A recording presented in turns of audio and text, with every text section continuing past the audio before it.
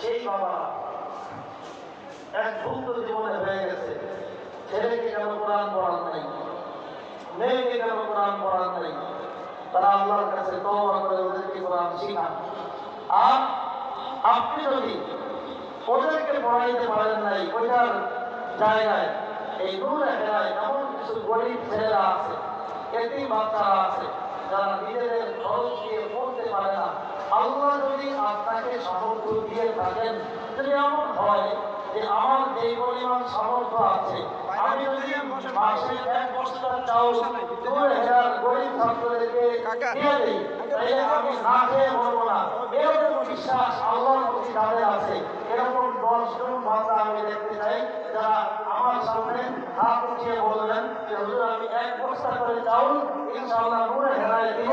আমি আল্লাহর উপর পূর্ণ ইয়াকিন রেখে বলতে পারি যে 1 বস্তা চাউল নূর হেরায় দিবে। কোরআনুল কারীম বলছে আমার কথা না, কোরআনের কথা আমার বলছি, আমার কথা না, কোরআনের কথা। আপনি এই মাসে 1 বস্তা চাউল দিবেন, আল্লাহ কমপক্ষে আপনার আয় রোজগারের মধ্যে 700 বস্তার বরকত দান করবেন ইনশাআল্লাহ। এই জন্য 10 জন মানুষ চাইছে হুজুর আমি 1 বস্তা